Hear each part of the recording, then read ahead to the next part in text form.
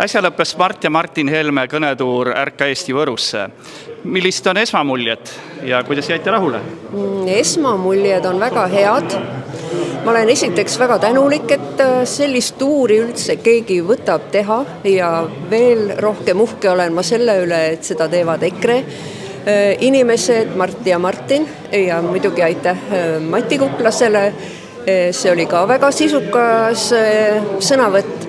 Aga mis mulle eriti meeldib, mulle meeldib see formaat, mis on valitud inimestega kohtumiseks, et tavaliselt on poliitikute puhul niimoodi, et nad räägivad oma juttu ära ja kõik peavad sellega nõus olema, aga et kõikidel on võimalus esitada küsimused ja nendele vastust saada ja need vastused olid nii pikad ja põhjalikud, mis tähendab seda, et koduteel või kusagil on need küsimused ja ka vastused ju salvestunud ja need pole kunagi poliitikutel ette valmistatud ja need on tähtsad ja need viivad meie elu edasi, et me saame koos mõelda selle Eesti juhtimise peale.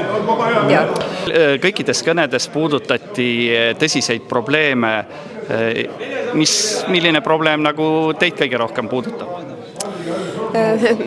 Ma kuulasin väga tähelepanelikult ja ma muidugi lasin kõik need teemad läbi isikliku mõttemaailma ja oma arusaamise.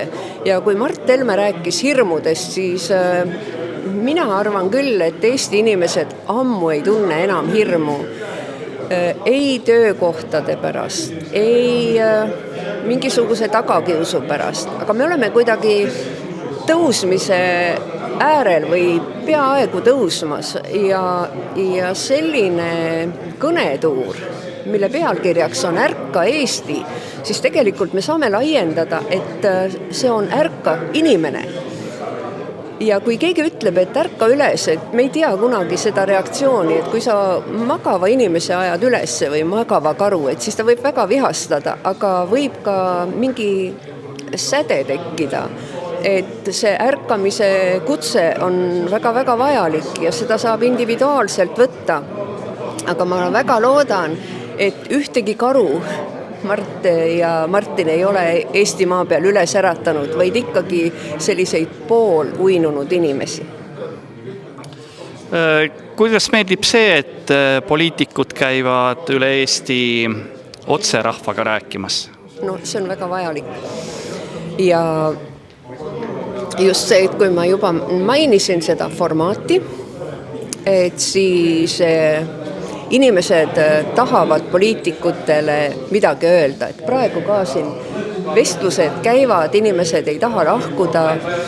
Me ei saaks niimoodi riiki üles ehitada, kui meil oleks ainult mõni juht ja me peaksime olema kuidagi juhi meelt, et me oleme kõik oma meelt, meil on oma arusaamised, me ärkame erineval ajal, me oleme üksteisele toeks ja ma väga loodan, et nendest kõnetuuridest saavad need meie kõige tähtsamad ja meie lootuskiired saavad ka tuge ja saavad julgust edasi minna, sest nad ikka seisavad meie kõigi eest.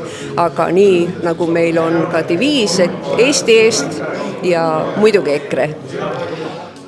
Eesti peaministripartei tegi äsja avalduse, et Eesti nüüd korda tehtud ja nüüd jääb ei muud kui ainult tunistada, et mis see nagu peaministrile selleks ütleksite?